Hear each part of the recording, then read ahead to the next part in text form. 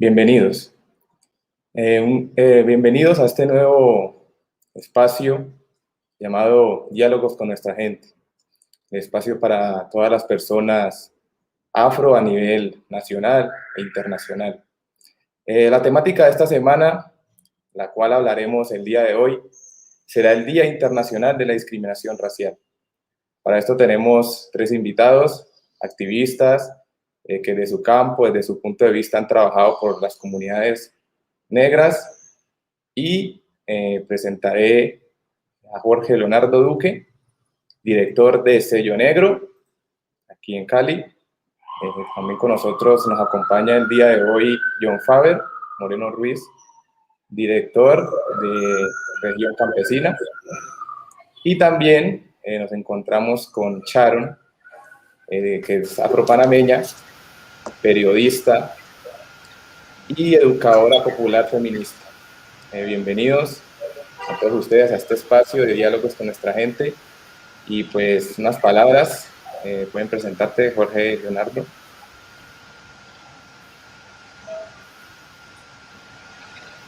A Jorge no se le escucha. Sí, a Jorge no se le escucha. Hola, mi nombre es Jorge Duque, soy el director de sellonegro.tv, una iniciativa de comunicación afrodescendiente que surgió en Colombia hace aproximadamente 12 años y todavía estamos tratando de visibilizar las temáticas de la población afrodescendiente en el territorio nacional. Muchas gracias, Jorge. John, bienvenido. ¿Cómo están? ¿Cómo están todos los seguidores de Afroamérica? Bueno, mi nombre es John Faber Moreno, soy el director de Región Campesina, que es una iniciativa que nació el año pasado con el motivo de potencializar todo lo que es el campo colombiano. Hemos venido trabajando en diferentes aspectos del campo colombiano. En este momento estamos interlocutando también en un espacio con diferentes líderes, donde hablamos del campo colombiano, para dónde va, qué es lo que hace. Y Región Campesina es una única región que une a todo Colombia, a toda Latinoamérica. ¿Por qué? Porque el campo fue el único que no se detuvo en temporada del COVID. En el campo, aquí en Colombia y en cualquier otro país. Entonces nosotros visibilizamos esas iniciativas comerciales, esas iniciativas campesinas. Muchas gracias, John. Sharon, bienvenida. Saludo cordial desde Panamá, con mucho calor panameño, un gran abrazo hasta la hermana Colombia que queremos tanto. Soy Sharon Pringle, represento al colectivo Espabé, un colectivo que no solamente es panameño, sino que tiene presencia en el territorio denominado Aviala, un colectivo que tiene un trabajo afro e indígena, así como yo que soy afro e indígena, y que se preocupa por la formación, la educación y la comunicación. En esos ejes trabajamos diversos proyectos, sobre todo comunitarios, y es una gran oportunidad de estar aquí con ustedes para compartir en torno a este día. Muchas gracias, Sharon, por estar aquí en este espacio, Diálogos con nuestra gente. Bueno, vamos directo a la temática de esta semana, que es el Día Internacional de la Discriminación Racial. Vamos a abarcar unas 4 preguntas, claro, de sus puntos de vista, todos, desde sus áreas de trabajo, pues obviamente se responderán. Y como se ha mencionado en anteriores ocasiones, vamos a hacer un poco dinámico, entonces vamos a empezar, entremos en materia. La primera pregunta sería: ¿qué significa para usted y su trabajo el Día Internacional de la Eliminación de la Discriminación Racial, el 21 de marzo? Jorge, ¿puedes decirnos? Bueno, para mí, el Día de la Discriminación Racial, es una excusa. Es una excusa para trabajar alrededor de la temática afro, para visibilizar temáticas, para que en el país y en el continente escuchen nuestras quejas y nos reclamos. Para mí es una excusa que nos favorece. Una excusa, muy bien. Sharon, ¿qué opinas? Yo voy en la línea con Jorge. Yo creo que sí es una excusa y una posibilidad. Yo creo que en nuestros territorios hemos tenido que enunciar ciertas fechas para poder visibilizarnos. Si no existieran esas fechas, pasarían por alto muchos de los fenómenos que vamos naturalizando y que nos hacen daño a las poblaciones afrodescendientes o indígenas. Entonces yo creo que es una posibilidad de pensarnos nuevas actividades, nuevos enfoques para hacerle frente a la discriminación racial en estos territorios donde, por ejemplo, en el caso de Panamá, donde está muy naturalizada la discriminación racial, siendo Panamá un país tan chiquito, 4,5 millones, con una gran población afrodescendiente, pero donde tienes un montón de gente que no tiene un reconocimiento de su afrodescendencia. Entonces, para nosotros es una posibilidad de seguir insistiendo que existe la discriminación racial y que está naturalizada, ¿verdad? Con toda la dinámica que tenemos de país moderno, competitivo, tenemos un país que tiene muchos problemas, desde la xenofobia hasta la discriminación. Con el reciente asesinato de George Floyd, se dio todo un movimiento de gente apoyando desde Panamá y resulta que mucha gente se molestó porque estábamos apoyando esas iniciativas. Entonces ahí te habla de una discriminación racial que está ahí medio coqueteada, medio como que no, como que hacemos que no existe, pero está allí y con eso estamos conviviendo a diario. Entonces, días como hoy son necesarios para rascar ahí en la herida y decir que sí existe ese fenómeno. Muy bien. ¿John? Bueno, para mí el 21 de marzo es un día donde tenemos que resaltar nuestra cosmovisión, resaltar esa idiosincrasia de las comunidades negras. ¿Por qué? Porque sí, en Colombia hay un día del afrodescendiente, pero creo que hoy es el día más significativo. ¿Por qué? Porque es donde se une y se pone en la mesa en diferentes instituciones sobre que sí existe la discriminación, porque hay muchas personas que dicen, no, es que la discriminación racial no existe, no, es que los afrodescendientes, los negros son muy receptivos. Entonces, creo que hoy, un día como el 21 de marzo, es día de reivindicar esa cosmovisión étnica que nosotros tenemos, pero también es hacer un llamado a diferentes instituciones, tanto públicas como privadas, de que existe el racismo y de que no podemos naturalizar, como dice Charo, naturalizar estos tipos de comportamiento.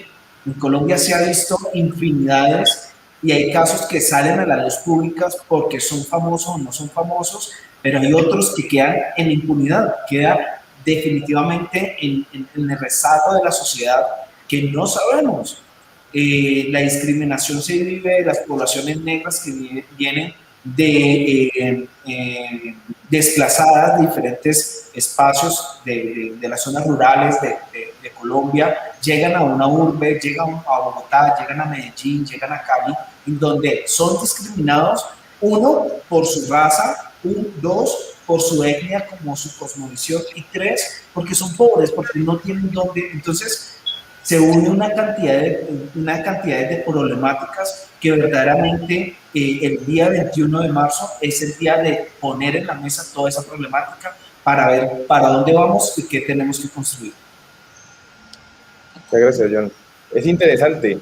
Vemos cómo hay tres puntos de vista pues, completamente diferentes desde cada sentido, pero realmente van encaminados hacia lo mismo.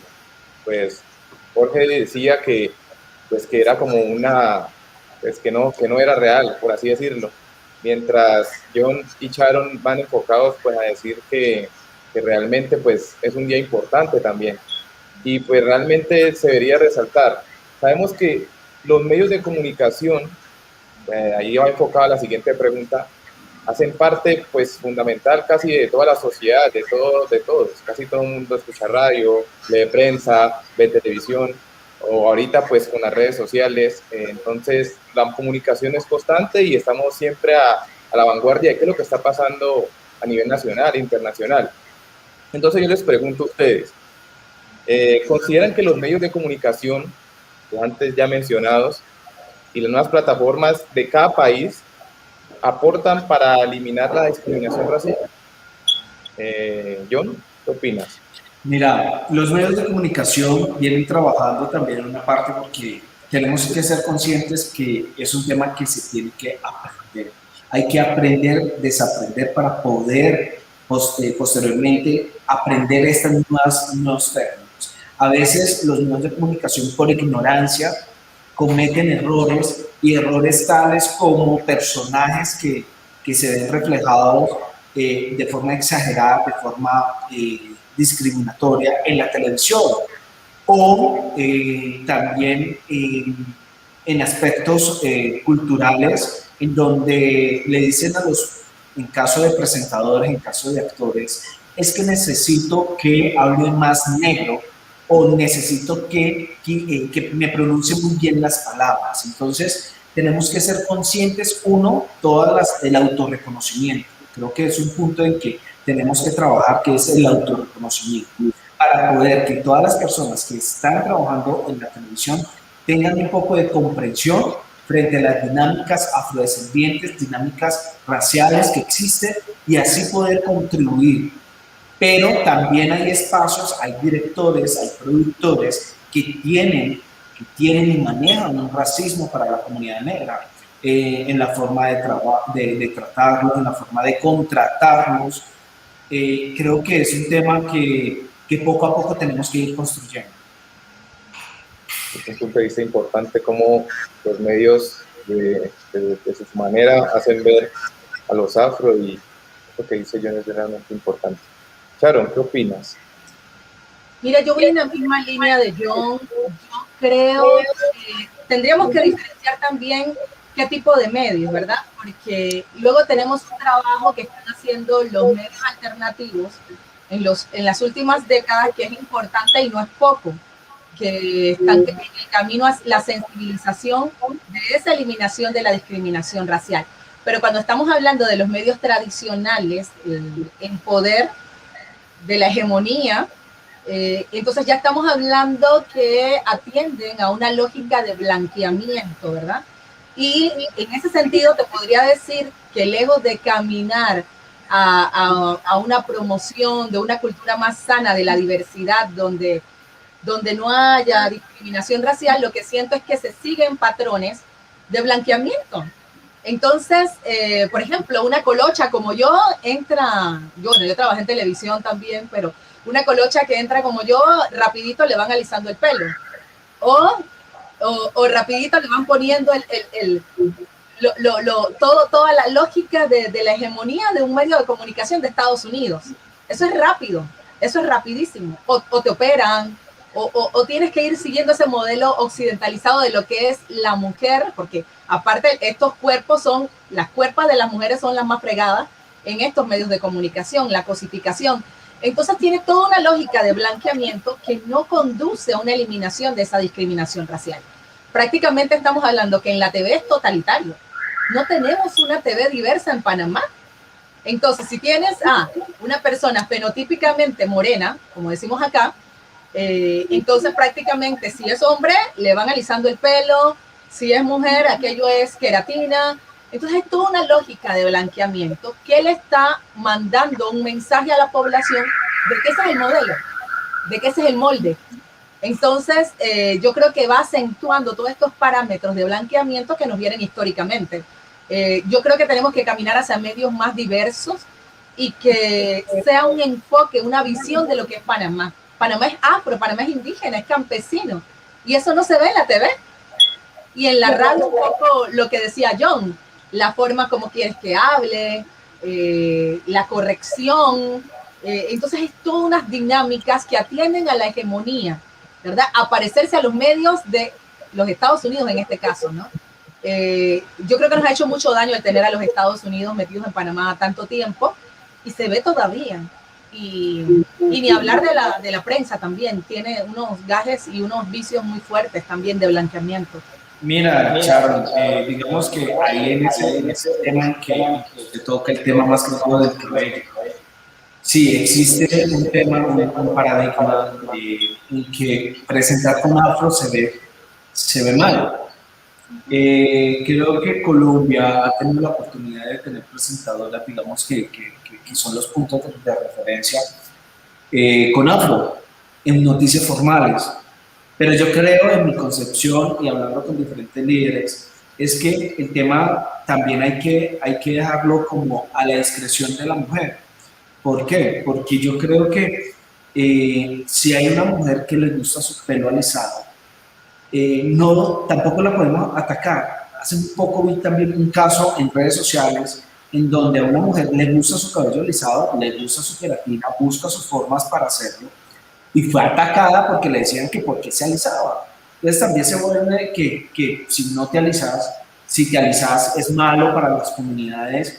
Entonces creo que también es a partir de tu cosmovisión. Es decir, hay un mestizaje en Colombia, hay un mestizaje en diferentes espacios, en diferentes países, un mestizaje que tiene que ser consciente. En mi caso, yo soy mestizo porque mi madre viene de un sector rural y mi padre viene de uno de los departamentos con mayor población afro, que es el Chocó. Entonces es un mestizaje en donde yo tengo que reconocer las dos partes, porque yo no puedo decir, no, es que yo soy negro y 100% negro y alabemos, no lo podemos decir. ¿Por qué? Porque yo estoy desconociendo mi parte de mestizaje, que es mi madre, que también me dio, es decir, somos una combinación.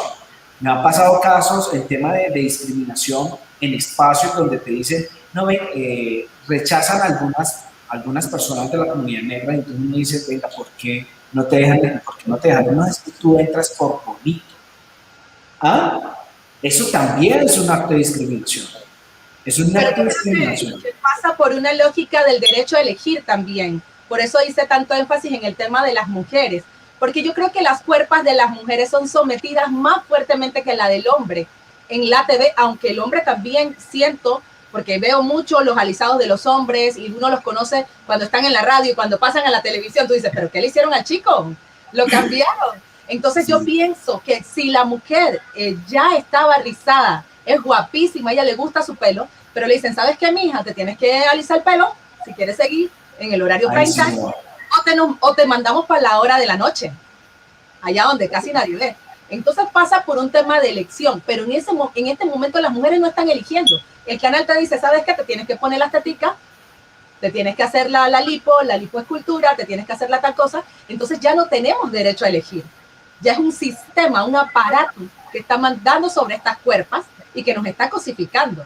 Entonces, y las mujeres afro somos las que más somos las que más lo sentimos porque nos hipersexualizan.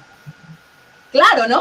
Porque somos las que estamos buenas, porque somos las que tenemos las curvas, entonces lo vivimos más arriba que una mujer que fenotípicamente no es morena. Y hay que decirlo, aunque no se dice, pero hay que decirlo. Nos hipersexualizan mucho más que cualquier otra mujer. Y es un tema muy debatible. Bueno, ese tema de la sexualización en los medios me gusta, pero mi punto de vista se sale bueno, me sumo a lo que ustedes opinan, pero además los medios de comunicación me parece excluyen no solamente en el momento de mostrar, en el momento de estereotipar, sino desde mucho antes, desde el momento de la construcción del mensaje. O sea, ¿quién está contando nuestras historias en los medios de comunicación? ¿Cuántos periodistas afro hay en una sala de redacción de uno de los grandes periódicos de Panamá, de Colombia o de América Latina? ¿Cuántos periodistas afro hay en la calle haciendo reportería para los noticieros? Una cosa es que te pongan a vos como representante de la etnia afro frente a las cámaras, pero está reproduciendo el discurso, que también es un discurso discriminador, es el que más daño hace, el discurso. Entonces yo creo que los medios de comunicación discriminan de diferente manera. Primero, reforzando estereotipos, como ustedes estaban diciendo. Lo otro, contando nuestras historias con las voces de otros. O sea, no es justificación que las historias, por ejemplo, saliendo de Colombia y Latinoamérica, en Europa, en el periódico El País, ¿quién cuenta las historias de los africanos? Los periodistas españoles, que son blancos. Lo mismo pasa en todos los grandes medios del mundo. O sea, el discurso en sí mismo es un discurso discriminatorio porque no está contando el punto de vista de los protagonistas de la noticia, que puede ser en ese momento los afrodescendientes. Eso es una cosa.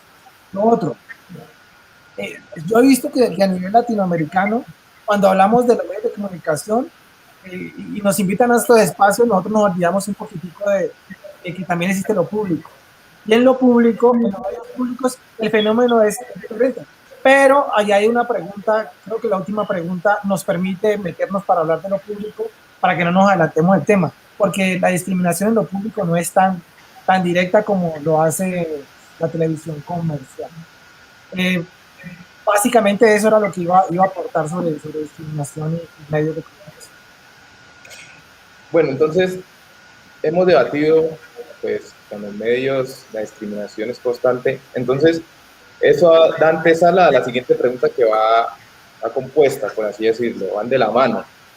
¿Considera que en los últimos años ha habido un avance significativo de los medios de comunicación en la lucha por contrarrestar la discriminación racial?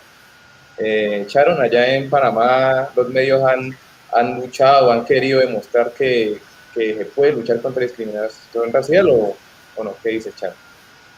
Bueno, vuelvo y separo los medios porque para mí yo soy periodista alternativa, entonces periodista de profesión, pero luego de trabajar en medios tradicionales tomé la decisión de ser periodista alternativa. Y te puedo decir que los medios tradicionales nos destruyen, en la pandemia nos siguen destruyendo, refuerzan los estereotipos, hay toda una violencia simbólica, porque no es, aparte, antes era como muy descarada, ¿no? La discriminación, ahora es simbólica, como que te das y no te das cuenta, como que está entre la broma, ¿verdad? Entonces siempre está ahí como que no es tan descarada, es simbólica. Pero yo creo que hay algo que ha venido con el avance de la era informativa, de la sociedad del conocimiento, y ha sido todas las posibilidades de las TICs que nos plantean nuevas formas de hacer canales, y estos medios alternativos han venido a hacer un trabajo espectacular. A mí me parece interesante los ejercicios que se están haciendo. Hay en los diferentes países, sobre todo Colombia, yo siento que Colombia tiene todo un trabajo profundo, ¿verdad? En el combate a la discriminación. En Panamá falta muchísimo. Claro, somos una población mucho más chica, tenemos a Estados Unidos metido, o sea, lo sacamos hasta hace poco, apenas 30 añitos y todavía están los daños ahí. Pero yo creo que sí hay un trabajo de algunos medios alternativos. Los medios tradicionales siguen dañándonos. La diferencia es que ya no están descritos. Esa es como la diferencia que yo veo. Ahora es simbólica. Hay una violencia simbólica, hay una discriminación simbólica que no es tan descarada. Y un poco lo que dice Jorge. Te ponen ahí al negrito a la negrita, pero ¿qué? Con un lenguaje hegemónico. Con un lenguaje hegemónico. Entonces está a favor de eso, de destruirnos, ¿verdad? No está aportando. No se trata de, yo pienso, ni de cantidad, sino se trata de calidad de la comunicación. Y en ese sentido hay que trabajar todavía los mensajes, los enfoques, hay que trabajar a lo interno de esos medios de comunicación, tradicionales o no, porque tampoco podemos pensar que todo se va a basar en medios no tradicionales. Tenemos que seguir trabajando también en esa porquería. A donde nos destruyen, ahí también hay que trabajar, ahí también hay que hacer un trabajo. Entonces nosotros desde el colectivo Pavé sí apostamos al trabajo con esos medios tradicionales, con escuelas, con formaciones. Aquí el tema está en que la rotación en los medios tradicionales es muy grande. En la televisión, por ejemplo, ahora en pandemia, hubo un canal que votó aproximadamente 70 personas y otro canal votó como 40. ¿Qué quiere decir eso? Que están contratando a estudiantes de periodismo y hay que volver a hacer la labor de formación. Y esa labor de formación no puede ser una aquí y otra en 10 años. Tiene que ser cada 3 años, cada 2 años, constante y no atacando, porque esa es la otra cosa, no atacando. Tenemos que reconocer también que en las aulas de comunicación no está la calidad que queremos para que lleguen a los medios de comunicación. Entonces necesitamos educación no formal también para esos especialistas de los medios. Entonces esto tiene que ser un lenguaje de mucha ternura, de mucho aprendizaje, de mucho desaprender y tomando conciencia de que estos temas tampoco son fáciles, ¿verdad? Entonces es llenándonos de paciencia, pero también con mucha convicción de que se pueden dar los cambios, aún en esos sitios. Claro. Yo, Y eso si hay un trabajo de formación, hay que entender que hay dos tipos de medios de comunicación, digámoslo así, los alternativos y los tradicionales, pero su gran mayoría, es decir, ¿por qué nacen los medios tradicionales? Por el descuido de lo tradicional, por el descuido, ¿por qué nacen los medios alternativos? Es por el descuido que los medios tradicionales han generado. Eso concluye que los alternativos hay muchos. Aquí en Colombia hay muchos comunicadores, todo lo que tenga que ver con la rama de humanidades, trabajando para reivindicar, para apoyar, para luchar por los derechos. Entonces, creo que la lucha como tal está en esos medios tradicionales. Está en esos medios tradicionales porque, digamos, aquí en Colombia, pues desafortunadamente los medios alternativos son muy pocos los que pueden llegar a ciertos espacios. Si nos vamos para las zonas rurales en Colombia, pues lamentablemente ingresa solamente los 2 canales o 3 canales, que es Señal Colombia, RCN y Caracol, para de contar. Eso es lo que ingresa allá en la zona rural, en donde no hay internet, ni siquiera hay acceso a los servicios públicos. Entonces, es ahí donde hay que empezar a cambiar eso. Es decir, si hay un tema de la construcción del mensaje, quién construye los mensajes, hay que trabajar para eso. Creo que el mensaje más es en parte una lucha propositiva, una lucha que podemos hacer un cambio, podemos desde el interior de estas instituciones cambiar su visión. Lo hizo diferentes medios de comunicación, lo hizo diferentes periodistas y comunicadores y presentadores en su momento aquí en Colombia y lo siguen haciendo. Entonces creo que hay que seguir formando, como dice Charo, hay que seguir formando a estos jóvenes que están ingresando a los medios de comunicación. Están ingresando, están construyendo ese mensaje. No necesariamente que sea una persona blanca o mestiza que me escribe, sino que si son conscientes, si tienen la semilla del tema étnico, del tema de la multiculturalidad de su país, va a tener una visión totalmente diferente en el tema de la construcción del mensaje. Porque sí, podemos decir, no, que ingresen muchos afros en el sistema o muchos afros de los medios de comunicación, pero en ocasiones también hay una discriminación de los mismos afro frente a nosotros. Claro. Hay una autodiscriminación. ¿Por qué? Porque he visto casos que me dicen, no, es que me tocó adaptarme, me tocó salirme de ese estereotipo y adaptarme a ellos, entonces yo empiezo a pensar como ellos por subsistencia.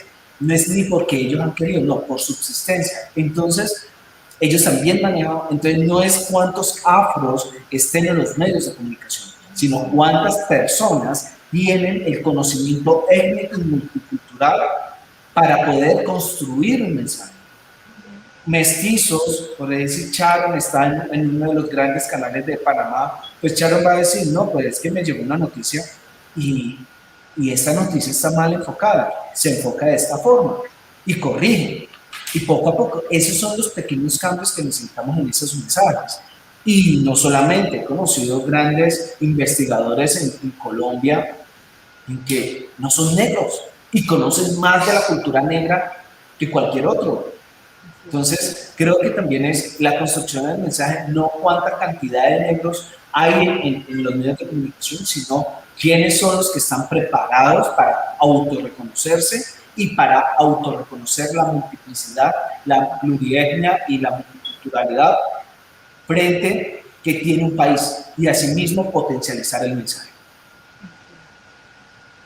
Yo sí creo que tiene mucho que ver la cantidad. Y también tiene mucho que ver la cantidad de gente que usted vaya hacia una sala de redacción de un periódico y voltea a mirar. ¿Por qué se encuentra? Con un poco de caras de mestizo. O sea, ¿quién está contando la historia de los afrodescendientes? ¿Qué mestizos se capacitan en temas afrodescendientes para contar? O sea, eso no es... Eso ni siquiera está... Claro, pero también hay negros y hay afrodescendientes, hay indígenas que tampoco le interesan. Me gusta es meter en el sistema el chavo. Yo lucho por lo mío, es una cosa individualista. Y eso también es mucho más peligroso que cualquier otro. Puedo tener una sala de redacción llena. Pasemos al número de ministros que hay en Colombia. Una sala de ministros, uno va a llegar y quiere ver las caras negras de los ministros. Hay uno. Lo mismo pasa, pasemos a los medios. Es el mismo ejercicio. O sea, las caras de la gente negra tiene que estar contando las historias. No solamente claro, es una referencia. No las historias del país, desde el punto de vista de la afrocolombianidad, de la afro... ¿Cómo se dice? Acá se dice afrocolombianidad, Sharon. ¿Cómo se dice en Panamá? Afropanameñidad. Afropanameñidad, listo. ¿Afro qué? Es un palabrón. ¿Afro qué? ¿Afro qué? Afropanameñidad. Pero yo sí creo, es importante este punto y creo que estoy en acuerdo con ambos. Puede ser un tema de número, pero Jorge, también tenemos gente que no tiene la formación y no nos representan. Yo al menos no me siento representada. Porque si tú tienes un afro que está haciendo de payaso allí y que está haciendo está marcando el estereotipo de lo que es una persona gay, que tiene que ser una burla y no una persona, el respeto que tiene que tener hacia una persona gay, ¿me comprendes?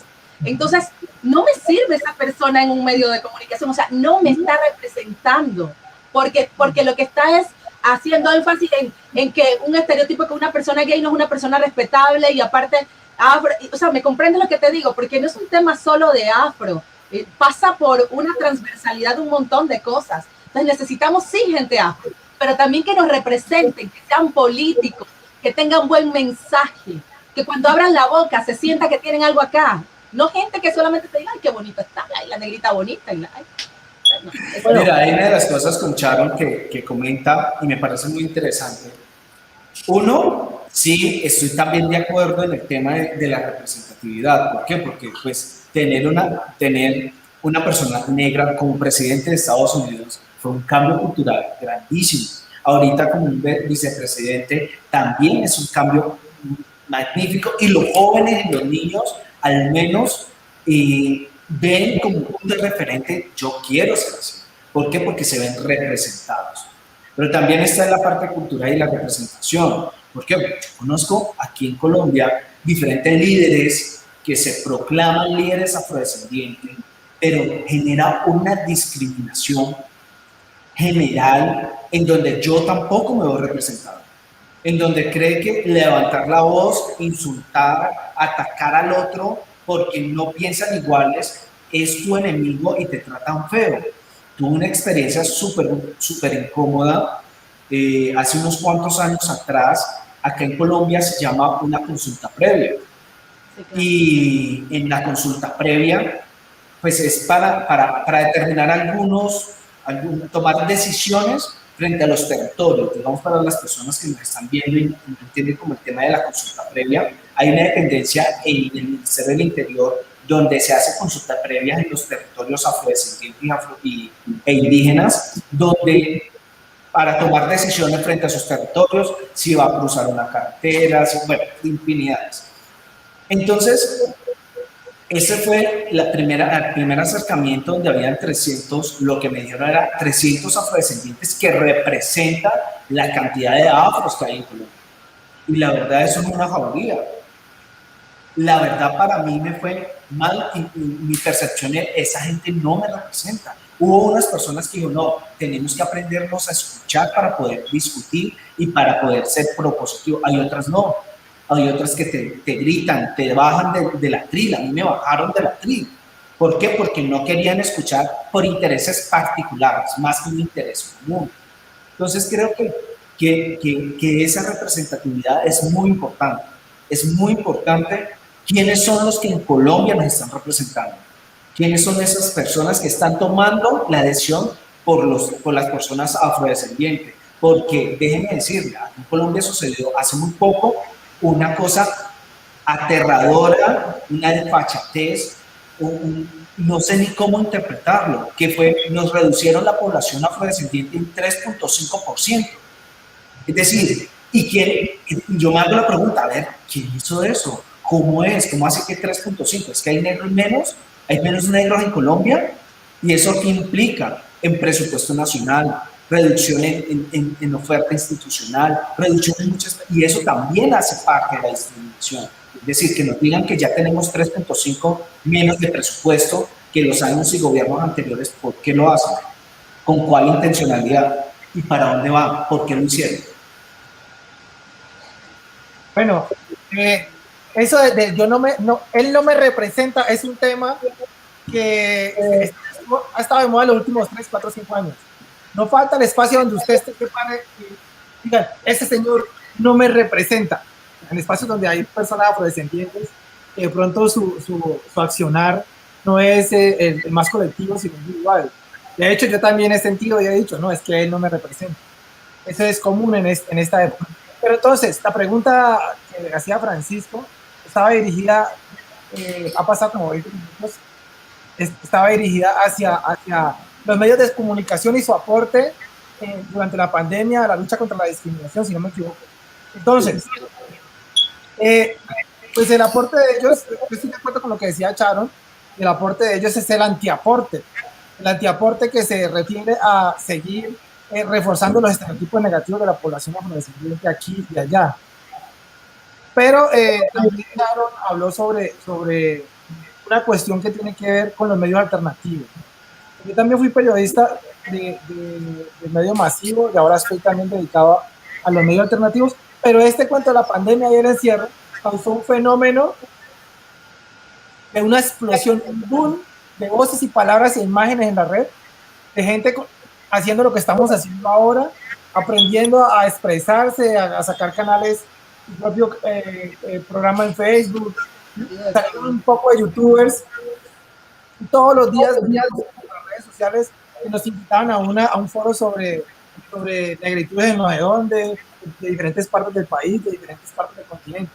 A medida que ha pasado el boom aquel, a medida que la pandemia ha ido dándonos espacio para salir a la calle, estos espacios se han reducido. Pero yo creo que estos espacios se redujeron porque no son sostenibles, no fueron sostenibles económicamente en el tiempo. La gente que se va a quedar haciendo estos espacios que estamos haciendo son los que finalmente encontraron una manera de hacer sostenible esto de montar sus propios espacios. ¿A qué me refiero con eso? A que sí, la pandemia abrió una nueva posibilidad, pero así como la abrió a nosotros, también se lo abrió a los medios de comunicación. Ahora hay una modalidad que se llama el periodista soy yo. Entonces cogen a la gente de la calle, cogen con su celular y hacen tomas de algún hueco o de algún accidente y salen reportando y el periodista soy yo. Eso lo que ha hecho es coger nuestro oficio de comunicadores sociales o periodistas y bajarlo de quilates. O sea, yo no estoy en contra de la expresión de la gente con sus celulares y que cuenten. Yo sí estoy en contra de que los medios de comunicación jueguen con esa expresión de la gente y sus aparatos y la utilicen para su beneficio, que por ahí derecho cojan nuestra profesión y la por debajen. Si son racistas, las personas que tienen el manejo de la comunicación y saben de comunicación y estudiaron para eso, la gente popular que tiene un racismo que no puede circular, imagínense con un celular, un racista con un celular en la calle. Por lo menos en los medios de comunicación hay cierto, un poquitico de filtro y no pueden ser tan directos que una persona con un celular racista y sin información. Ese fenómeno va en contravía de los intereses de las comunidades afrodescendientes en el continente.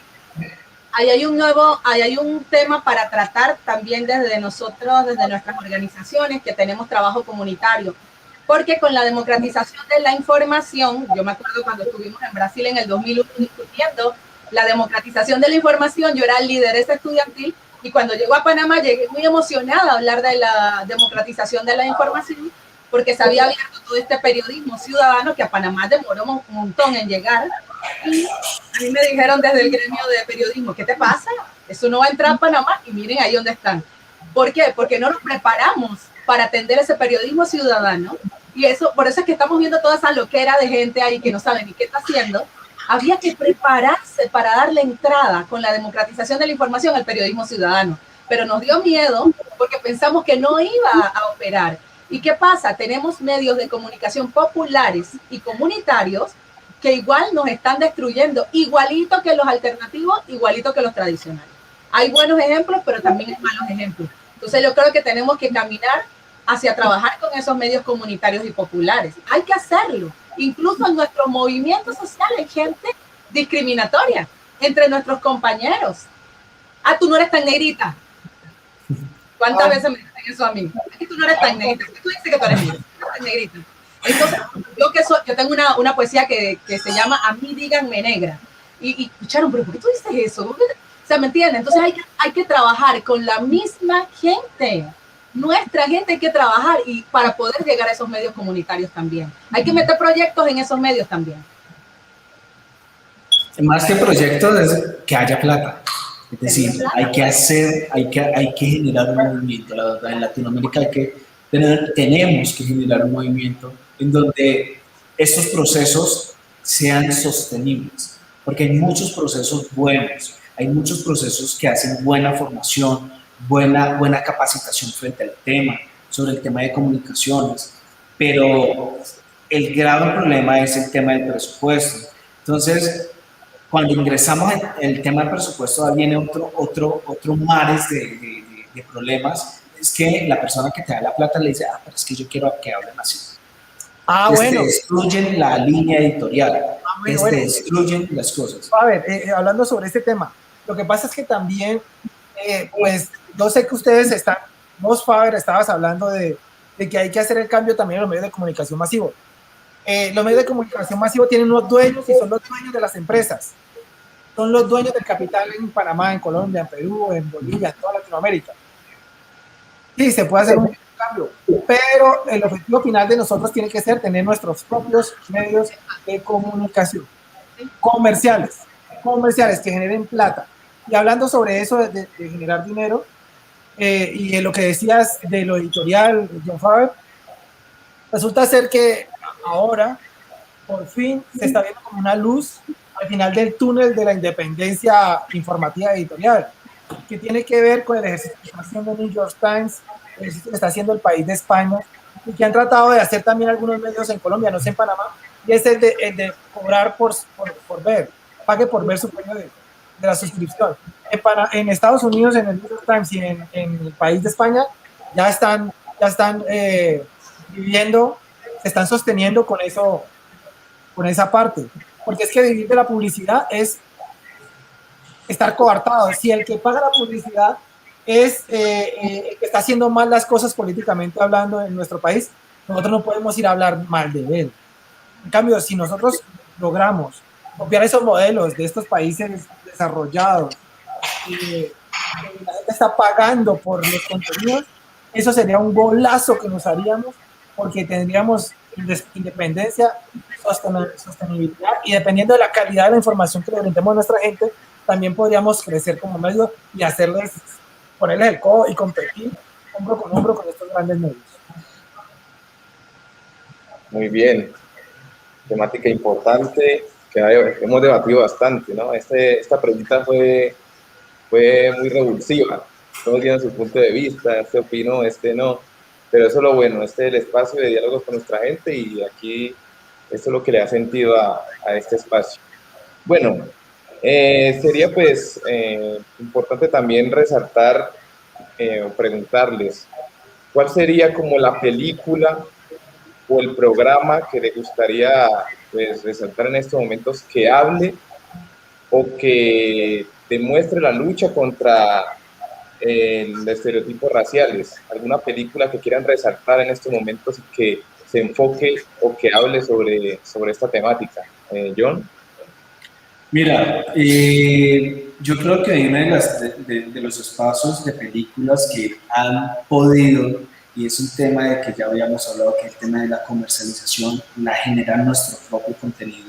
Y más que una película, resalto, es una productora, que es la productora de Oprah Winfrey.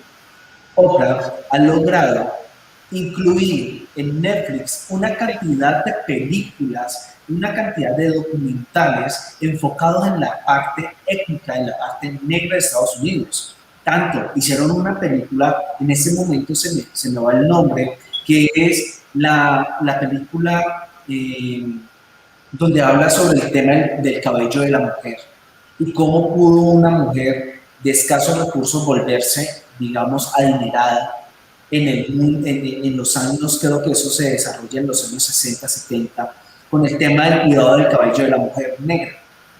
Entonces, yo creo que más que resaltar una película, yo resalto el trabajo que está haciendo esta productora, es generar esos contenidos y son independientes, es decir, ella ha podido trabajar, ella ha podido ingresar en esos medios tradicionales, ha podido hacer el cambio, ha tenido la voz y la actitud y el ímpetu para lograr ese cambio, pero también generar contenido en donde sus películas no hablan de como toda la producción es negra, sino que su gran parte es negra y cómo vive un hogar mestizo en Estados Unidos.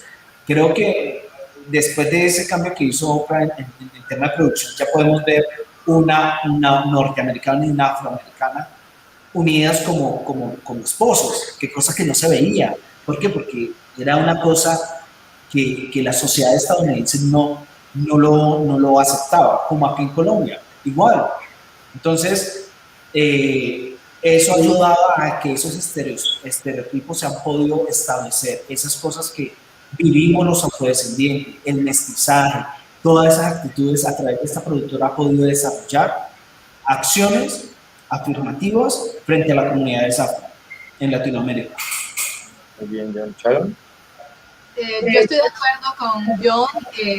A mí me ha gustado de esa productora de Oprah, aparte que Oprah tiene, pero claro, Oprah es una persona con conciencia de opresión, de una serie de cosas, de la interseccionalidad, de lo que hablamos las feministas, y aparte ella tiene una serie en Netflix también que ha logrado meterse en el monstruo de Netflix, que eso hay que decirlo muy valientemente, y meter una serie que tuvo muchas críticas, que son los chicos estos que estuvieron presos injustamente, jóvenes, y que salieron años después. Esa serie es muy fuerte y fue muy criticada.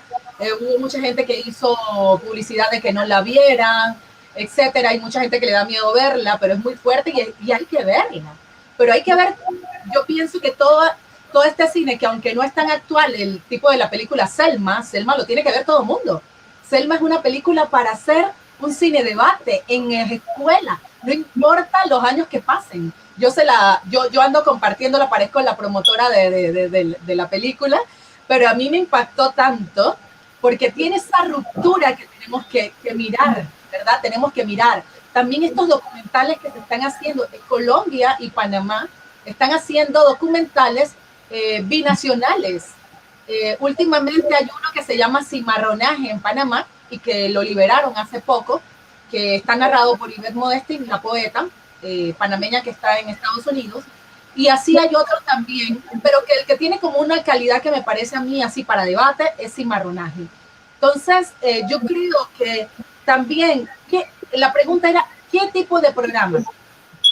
Yo creo que más allá de decir un nombre de qué tipo de programa, yo creo que habría que hacer como, ¿qué características tendría que tener un programa? Un programa tendría que tener esto que tiene la productora de Oprah. Tiene que generarte reflexión, pensamiento crítico y huir, porque siempre está, yo he visto muchos documentales que están en el tema de la moda. A mí me da risa, yo me acabo de cortar el cabello, pero mi cabello me da hasta acá abajo de la cadera, me daba hasta hace poquito, y la gente me preguntaba qué número de rizo era yo, ni me peino. Y entonces la gente, ¿qué número de rizo eres? ¡Qué barbaridad! ¿Qué te haces para que te quede? No me hago nada más me lavo y papá. Entonces, tenemos que salir de ahí. Sí. Tiene que generar reflexión, mamita. Esto no importa si tengo el rizo 3, 4, 5. Eso no es lo que importa. Tiene que generarte pensamiento crítico, ¿verdad? Porque el cabello es una extensión de tu cuerpo, afro. Entonces, si no tiene pensamiento crítico, si no genera reflexión, si no tiene un contenido que te ayude a reflexionar en torno a las opresiones, seguimos hablando de pajaritos preñados y así no se combate la discriminación racial. Entonces tiene que haber reflexión, no importa el programa de radio que sea, no importa la empresa, tiene que tener contenido, reflexión, pensamiento crítico. Yo soy crítica del Día de la Etnia Negra en Panamá, que solamente es parranda y de qué te vas a disfrazar. Digo, tú no me ves, o sea, que no me tengo que disfrazar de nada. Entonces, yo creo que se nos ha ido un poco el tema del contenido en nuestros productos y se nos ha quedado muy en la moda. Y hay que huirle un poco a ese tema porque nos está comiendo, sobre todo a las más jóvenes, en el caso de las mujeres. Muy en la moda, estamos muy en la moda y se nos olvida el pensamiento crítico y son más importantes otros temas accesorios que le hacen juego a una ideología de mercado que quiere vendernos productos para los rizos, que quiere vendernos productos, ahora nos agarran a las negras y somos las de las campañas y la comunidad afro la celebra. No hay que celebrar nada. Nos están cosificando, compañeros y compañeras. Y usted está celebrando de que la sacan en una revista que destruye a la humanidad y usted está celebrando. O sea, ¿dónde queda el pensamiento crítico? Eso es lo que no nos podemos alejar. Y yo siento que a veces en el camino es facilito perdernos. Y tiene que haber reflexión y pensamiento crítico. No podemos seguir celebrando cosas como dice la Ochi Curiel, celebrando que sin tener una lectura de las opresiones. No se puede celebrar. Pero, no sabemos qué es Ochi Curiel, perdón. No sabemos qué es Ochi Curiel. Ilumínenos. Ochi Curiel es una feminista que vive en Colombia, que es dominicana, es un referente del feminismo decolonial, trabaja en diferentes universidades de Colombia, creo que está viviendo en Bogotá, es un referente del feminismo decolonial y ella hace una crítica a toda esta parafernalia que se arma en torno al Día de la Afrodescendencia, porque ella dice que no podemos solamente pasar celebrando la identidad, tenemos que hablar de las opresiones, tiene que haber pensamiento crítico y reflexión. Y a veces nos quedamos en la celebración de la yuquita, que está muy buena, el casabe, que a mí me gusta también, pero tenemos que hacer una reflexión en torno a eso. No nos podemos quedar solo celebrando. Pues me declaro culpable en la medida en que celebro con las manifestaciones culturales de ese día. De vez en cuando me cuelo y aprovecho para untarme de mi gente. Entonces me declaro culpable, pero eso es cierto. Lo que pasa es que desde lo simbólico se ha avanzado en esas celebraciones. Cuando hablo desde lo simbólico, es que simbólicamente el país reconoce que hay una discriminación, pero se queda simplemente en lo simbólico. Porque en la práctica nos dicen este día así, hay una discriminación, hay plata para que hagan esta festividad, pero eso no se ve reflejado en los presupuestos de planes de desarrollo de ciudades, departamentos y del país en general. Entonces ese tipo de reconocimiento se nos está quedando encasillado simplemente en lo simbólico y nosotros somos cómplices. O sea, no es que dejemos de mostrar nuestras expresiones culturales e identitarias ese día, sino que hay que ir, como dice Sharon, mucho más allá y que se vea el pensamiento crítico, que no simplemente estamos siguiendo la corriente a los que tienen el poder y que nos celebraron el día y que, bueno, usted que es educadora, mujer, usted sabe que estas fechas, así como yo decía al principio, que son una excusa, pues acá en Colombia hay un tema que se llama la Cátedra de Estudios Afrocolombianos. Es de obligatorio cumplimiento en todas las escuelas y colegios públicos y privados del país, pero en la mayoría de ellas solamente escogen las fechas como esta para hacer una actividad con los niños en la escuela y ya se implementó la Cátedra de Estudios Afrocolombianos o se está hablando de afrocolombianidad o afropanameñidad en Panamá. Entonces yo creo que es una cuestión del sistema.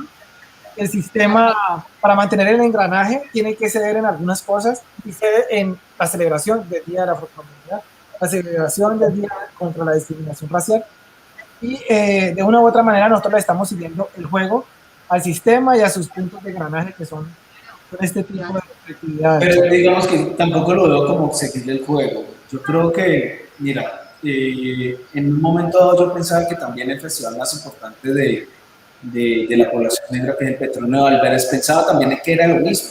Es decir, como, son 5 días de rumba y parranda. Eso era mi pensar en un momento, cuando yo entendí que esos 5 días de cultura afro, esos 5 días donde hay muestras gastronómicas, de moda, música, que traen más de 44 agrupaciones de diferentes sitios, de los más recónditos de la música, diferentes sitios más recónditos del Pacífico colombiano. Y mi padre me ayudó a entender un poco. ¿Por qué? Porque era en el momento en que él se conectaba con su cultura. Él se conectaba con su cultura en esos 5 días. ¿Por qué? Porque pues, por ciertos motivos le tocó salir del Chocó, del municipio, Taró, del departamento del Chocó, llegó a Cali buscando un futuro, buscando oportunidades y lamentablemente se fracturó esa cultura. Es decir, ya se puso más blanco, digámoslo así, pero era por necesidad, y esos días se congregaron como yo me conecto con mi música, no me van a criticar porque escucho chirimía, no me van a criticar porque escucho la marimba tocar, y creo que estos días son de esos, es decir, es una reconexión, no podemos decir que esto también hace parte de un sistema, no, son días que se reconectan y también, ¿por qué? Porque es que Petronio Álvarez y el Día de la Afrocolombianidad hay mucha gente que se conecta con el tema afro, se conoce y sepa, y al menos los niños que están viviendo en ese momento dicen, ay, yo me acuerdo que el día afro me pusieron un turbante, ¿eso qué será? Va a quedar la semilla para que ellos sigan como indagando, pero al menos ya sabe que hay población afro, población indígena, población mestiza, cada uno tiene sus culturas, sus formas de vida, y creo que la Cátedra de Estudios Afrocolombianos o la Cátedra étnica en cualquier parte del mundo se tiene que implementar y se tiene que visibilizar, y la responsabilidad no es del sistema, la responsabilidad es quiénes son los que están haciendo eso, quiénes son los líderes, cómo lo están manejando, cuáles son las propuestas para las instituciones educativas para que manejen el tema de afrocolombiano. Entonces viene desde ahí. Es muy fácil decir, no, es que sí, es que estos días son como del sistema, sí, pero pues tampoco nos podemos, construyamos. Digamos que la invitación siempre mía es construir a partir de lo que tienen. Si un sistema, listo, pero hagamos estos días más propios, incluyamos a la gente que desconoce.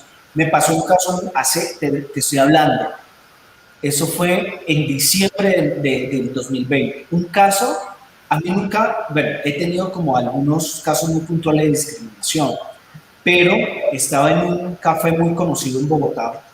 Yo estaba trabajando, estaba en un mueble, y me alaron el cabello. Entonces yo pues, me sorprendí y me metí a mirar quién era. Y era una niña de 7 años, que era rubia, ojos claros, y se le había alejado a la mamá y fue a tocarme el cabello. Entonces, habían 2 opciones. Uno, reaccionar de una forma agresiva y decirle es que a los negros no se les toca el cabello, no sé qué. O 2, ser un poco más educado. Entonces, yo me sonreí y le dije a la niña, no, es que usted tiene un cabello muy bonito. Y yo, muchísimas gracias. Entonces, y le dije, no, pero el cabello no se toca. Entonces, cuando llegó la mamá, me dijo, ay, qué pena contigo, no sé qué. Entonces, yo le expliqué a ella, es que todos somos diferentes, y la niña al menos quedó con una semillita frente a esos temas. Y eran 2 cosas, actuar de forma agresiva y ponerme a pelear con todo porque me vulneraron mi cuerpo. Otra cosa es decirle, no se le toca el cabello, nada, porque yo no te puedo tocar. Entonces ella entendió y comprendió que no lo puede hacer, y por ende no lo va a volver a hacer en su vida, sino que ya va a tener una admiración, va a tener diferentes contextos no racistas. Entonces al menos una persona cambió. Entonces creo que el Día de Afrocolombianidad, el Día de la Discriminación Racial y todos estos días simbólicos, el Día de la Mujer, todos estos días simbólicos ayudan a conectar a las sociedades sobre los temas y la diversidad que tiene la población del mundo frente a estas connotaciones diferenciales. Si la intencionamos, pienso yo, como bien dices, porque si no hay contenido, que es un poco mi crítica, si no hay contenido, no genera. Así es la educación. Tienes que intencionarlo. Como la comunicación, tienes que intencionarlo, porque si no es informativo y divulgativo. tienes que intencionar. Yo creo que se nos ha ido quedando, en el caso de Panamá, por lo menos hablo, tú vas, ponen murales, o nadie sabe de qué están hablando, se disfrazan, es la forma que se dice aquí en Panamá, nos vamos a disfrazar de negros, así dicen, es tan lamentable, dicen, se van a disfrazar, y tú vas a una oficina pública y te dicen, oye, pero usted no se va a disfrazar, digo, y usted ve que yo me tenga que disfrazar, yo ando con el disfraz todo el año, le digo. Entonces es eso, y ves, claro, un montón de niños, blanquitos, disfrazaditos de negro, o sea, yo creo que se ha ido como perdiendo, o sea, se ha ido desenfocando, y sobre todo en educación, y todos los años es la misma poesía, la de me gritaron negra y ya no hay más poesía, o sea, y ya se la tienen guardada para el otro año porque es la misma que van a poner el otro año. Yo creo que se ha caído en una inmutez. O sea, ni siquiera sabemos quiénes son los nuevos autores, que hay un montón de nuevos autores y autoras. Y yo creo que hay que hacer un ejercicio, por lo menos en el caso de Panamá, todavía la currícula escolar no tiene incluida la historia afro. Y esa es un poco la pelea que se está haciendo con este gobierno. Pero yo creo que hay que hacer mucho y hay que empujar a ese cambio, desde las cosas pequeñas, pero estos días son importantes para esa visibilidad y hay que incomodar.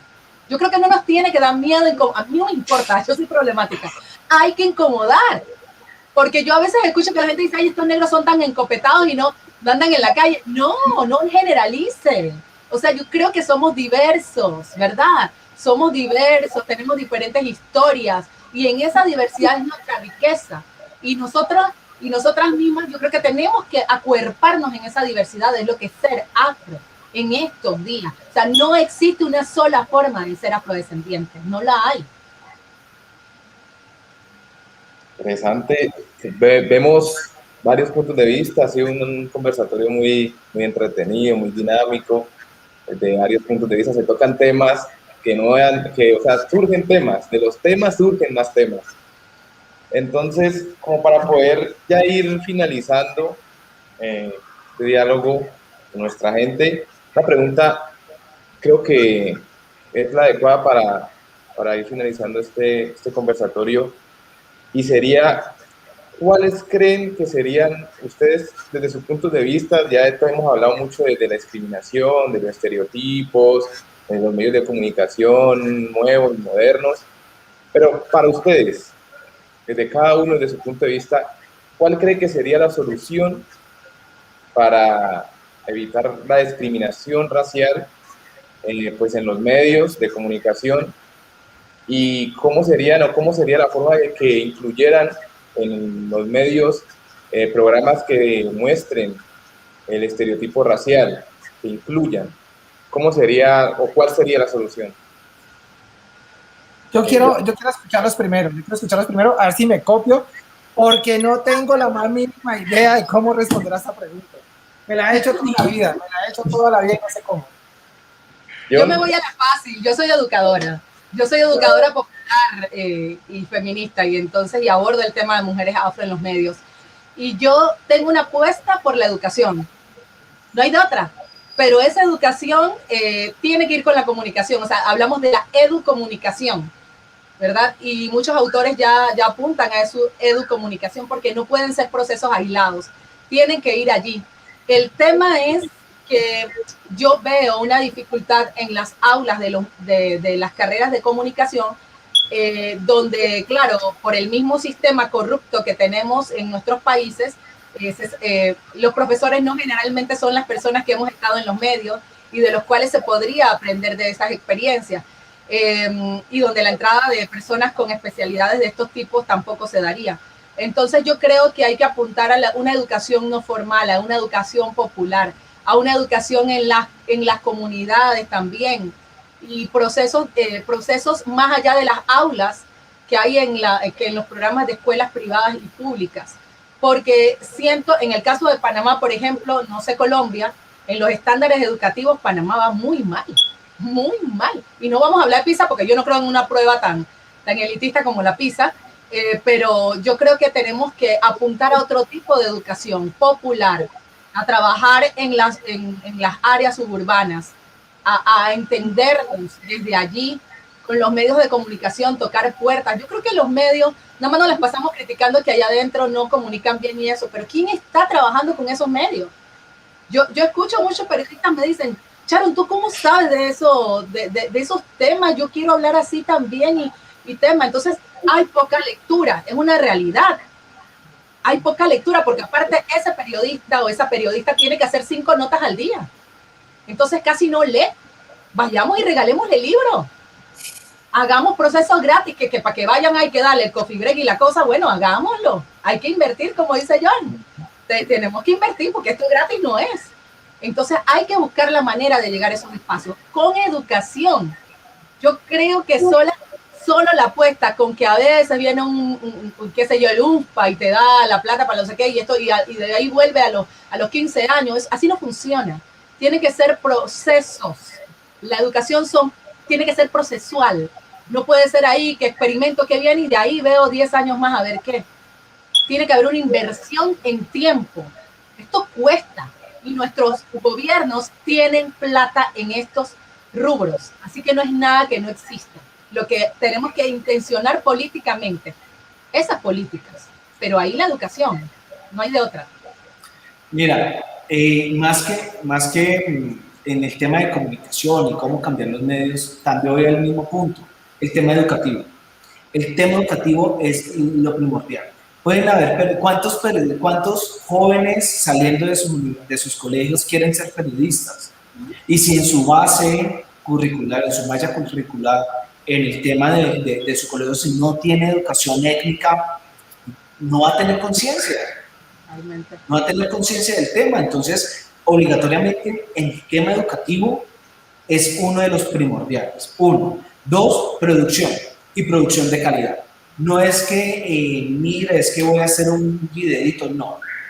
Es decir, sabemos que hay unas dificultades en la producción de contenidos afro, pero cuando hay oportunidad de generar contenido afro, pues lamentablemente no lo hacemos bien. Y hay muchos casos. Entonces también es lo mejor, y es una de las cosas que cuando yo empecé con el tema de región campesina, era como, ay, pero es que yo no llevo un dron a las zonas rurales. Yo no, nos vamos con un equipo completo a la zona más recóndita del Valle del Cauca, más recóndita en el departamento del Cauca, y nos vamos con todo. ¿Por qué? Porque ellos también necesitan que los visibilicen y que llegue el mensaje como es. Y aparte que llegue un mensaje, que llegue de una buena vista, es decir, tener una buena visual, reconocer sus territorios, la hermosura de sus tierras. Entonces creo que el tema de generar un contenido, hay que hacer una inversión. Y hay muchos afros que tenemos que sacrificarnos para generar un buen contenido, tanto visual como el contenido contexto, como contenido del mensaje. Tenemos que hacer mucha inversión, pero hay muy pocos los que hablamos, pero no hay como una sinergia y no hay una forma propositiva para construir. Entonces creo que son esos 2 puntos, la educación y una producción de calidad, tanto como producción como generación de contenido, con la parte técnica y producción del contenido común. Bueno, ya tengo la oportunidad de copiarle a mis compañeros sus respuestas, copiarles algo. Vea, básicamente la pregunta de Pacho iba encaminada en cómo cambiar los medios de comunicación. Entonces, lo que pasa es que los medios de comunicación, yo insisto en el sistema, los medios de comunicación hacen parte de un sistema y la discriminación es una enfermedad que la padece la persona que tiene poder y las consecuencias las personas que no tienen poder. En este mundo, las personas que tienen poder son los blancomestizos. Los que carecemos de poder, los que no tenemos el poder en este momento, cuando hablo de poder económico y político, en un combo que viene junto, somos los afrodescendientes. Entonces, para que los medios de comunicación dejen de ser racistas, la sociedad y el sistema tienen que dejar de ser racistas, porque un medio de comunicación racista es simplemente el reflejo de una sociedad, es el reflejo de los dueños de los medios de comunicación y de una sociedad cómplice que acolita esas cosas, porque si la sociedad no estuviera de acuerdo con el racismo en los medios, simplemente ya lo habían erradicado, porque los medios de comunicación masivos trabajan con una lógica comercial. Si yo no estoy de acuerdo con el racismo en los medios de comunicación, simplemente lo dejo de ver y dejo de comprar los productos que lo sostienen.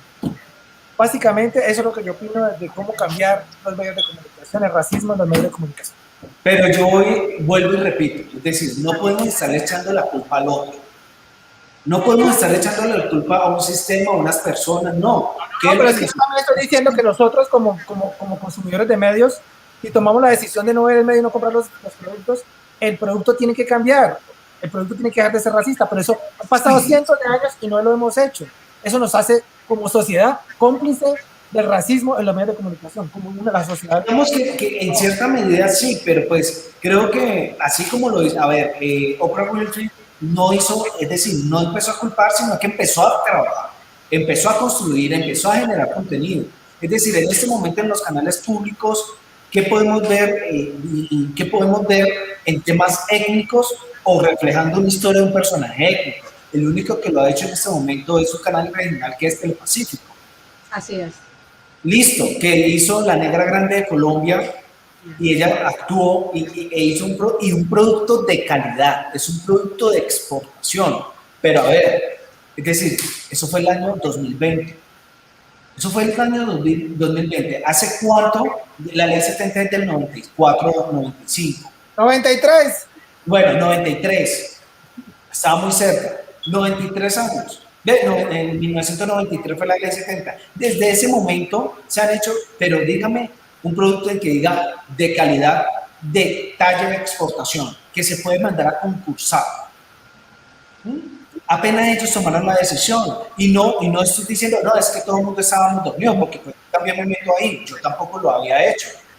Pero entonces, pensémonos que nuestro contenido, nuestra cosmovisión es un producto de exportación. No, pero y a partir de ahí, lo que vos vas a producir, tenga la calidad que tenga, ¿quién lo va a ver? Una sociedad enferma. La sociedad es la que tiene la enfermedad del racismo y la discriminación. No un solo producto, una golondrina no hace verano. Tendría que ser una sociedad productiva. El poder colectivo, compañeros. Tenemos que soñar el poder. Yo, en mi caso, sí soy soñador. Eso es poder. Nosotros tenemos poder. Yo no puedo irme de aquí diciendo que no tenemos poder. Tenemos un poder colectivo y popular. Que el movimiento afrodescendiente de Abya Yala se tiene que poner las faldas y los pantalones para hacer que ese poder sea más fuerte. Entonces ahí es donde nos toca hacer nuestro propio reconocimiento, compañeros. Pero ¿qué es lo que pasa? Muchas veces nos criticamos entre nosotros. Nos criticamos antes de que salga la iniciativa, ya estamos tirándola abajo. Entonces yo creo que ese poder colectivo y popular no nos las hemos creído. No nos las hemos creído. Por lo menos Oprah, mira cuántos detractores tiene después de la serie esa de los chicos que salieron de la cárcel. La han demandado. Sí, la han demandado. La han demandado.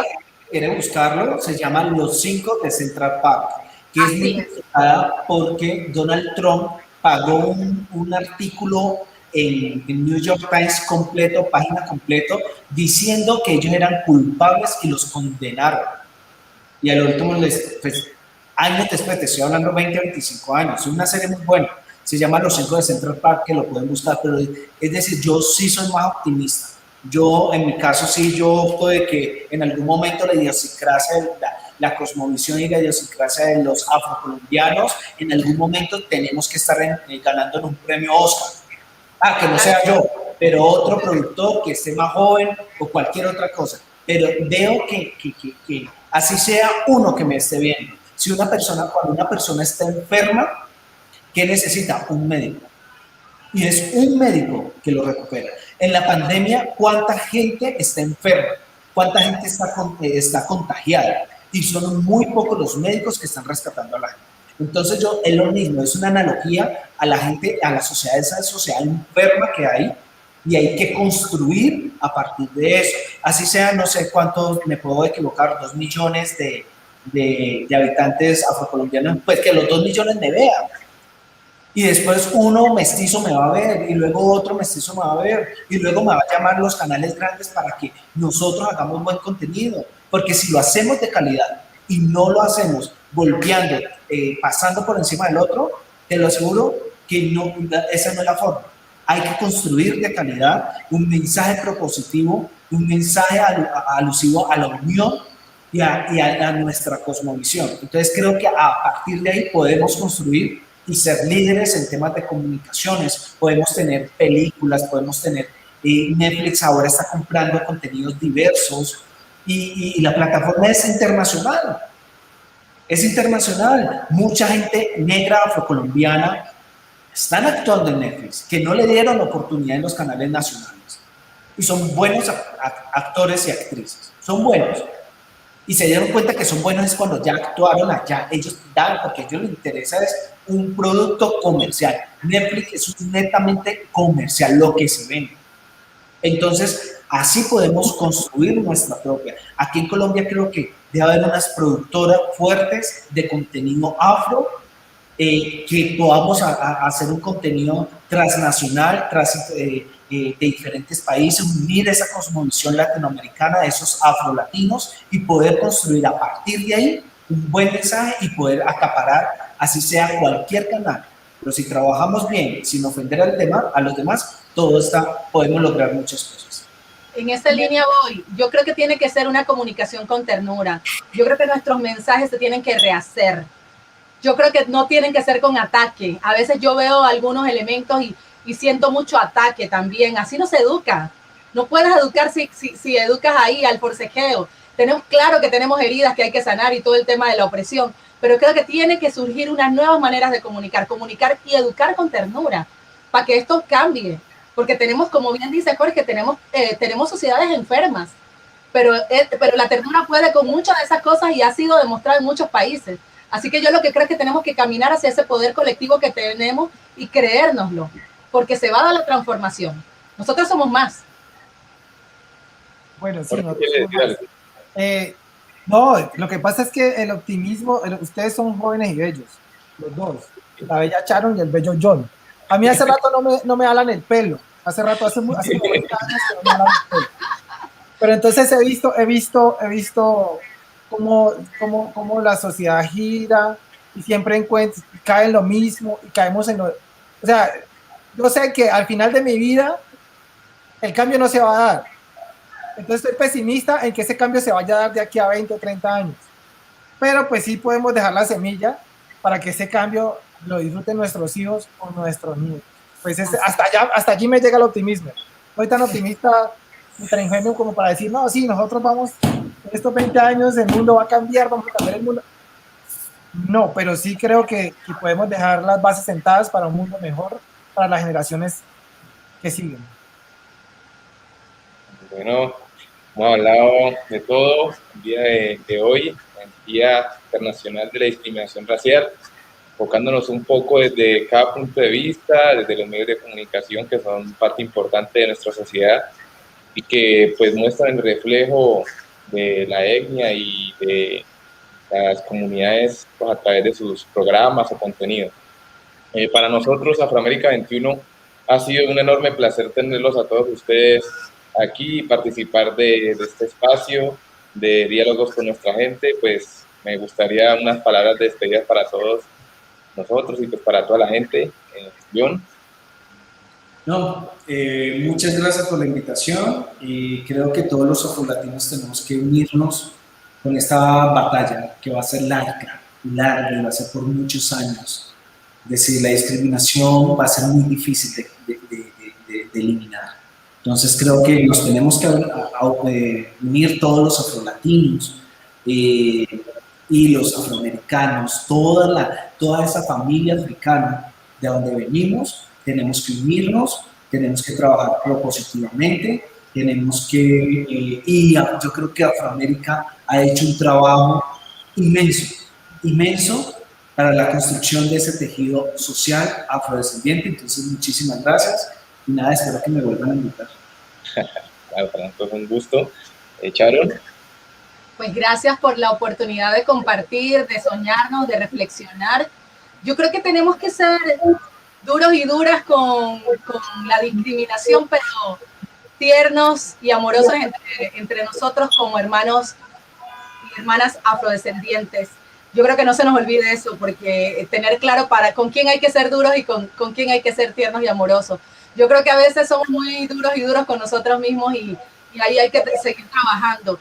ese poder colectivo yo creo que es posible para transformar cosas como fenómenos tan desastrosos como esa enfermedad de la discriminación en nuestros países, que no debería existir, como dice Jorge, ya a estas alturas, con tantas cosas, con tantos derechos logrados, con tantas emancipaciones, no deberían existir, pero tenemos que seguir dándole duro a la discriminación y siendo más tiernos entre nosotros. Muchas gracias, Sharon. Ha sido un gusto tenerte aquí, en nuestro espacio. Hasta Y ya me iban a estar no, un placer estar aquí sentado con Sharon y con Faber. Se me queda en la cabeza la idea aquella que compartieron de ser tiernos entre nosotros. Voy a tratar de aplicarla, porque a veces reconozco que soy duro con la gente, con nuestra gente también, y que el racismo y la discriminación no es un tema solo de los afrodescendientes, sino que también afecta a los indígenas, también afecta no como racismo, sino como discriminación a la gente gorda, a la gente flaca, a la gente que usa, que tiene mucho pelo o que no tiene nada de pelo. Es un fenómeno que nos afecta a todos y que todos vamos a salir juntos de esa encrucijada. Muchas gracias a todos ustedes por participar. Como último, quiero, si les gusta este tipo de contenido y el trabajo que ha realizado Afroamérica, los invito a todos a donar a la página de afroamerica21.com y ahí encontrarán el link para que unan clic y aporten con una donación. Muchas gracias a todos ustedes por participar. Ha sido un gusto enorme tenerlos aquí en nuestro espacio, el espacio de la gente, en diálogos con nuestra gente. Espero verlos en la próxima ocasión y muchas gracias. Hasta luego. Estén bien todos. Hasta luego. Chao.